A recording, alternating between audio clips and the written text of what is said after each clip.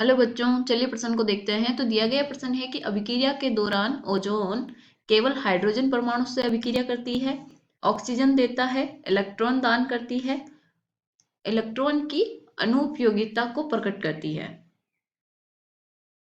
तो हमें बताना है कि जो अभिक्रिया के दौरान जो हमारी ओजोन होती है, वो इनमें से जो विकल्प दिए गए हैं इनमें से कौन सा है।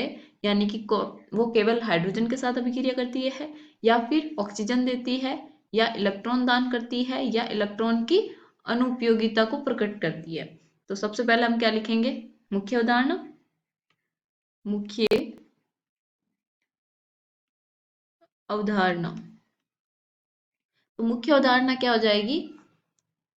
ओजोन की प्रकृति।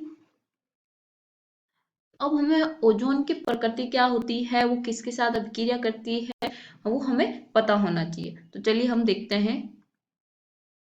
तो ओजोन होता क्या है हमारा? O3। ओजोन वो क्या होता है? O3। तो ये जब भी किसी के साथ अभिक्रिया करता है तो जो हमारा ओजोन है वो एक ऑक्सीजन प्लस नवजात ऑक्सीजन का निर्माण करता है। एक तो नवजात ऑक्सीजन और प्लस O2। इसको हम क्या बोलते हैं? नवजात ऑक्सीजन। इसमें हमारे पास और अब हमारे पास विकल्प क्या क्या दिए गए हैं? केवल हाइड्रोजन परमाणु से अभिक्रिया करता है? नहीं, क्योंकि जो हमारा ओजोन है वो अलग अब अलग जो गैसेस होती हैं उनके साथ भी अभिक्रिया करता है, अलग अलग परमाणु के साथ भी अभिक्रिया करता है। तो ये वाला गलत हो जाएगा। अब दूसरा क्या है? बी ऑक्सीजन देता है। क्या ये हमारा सही है?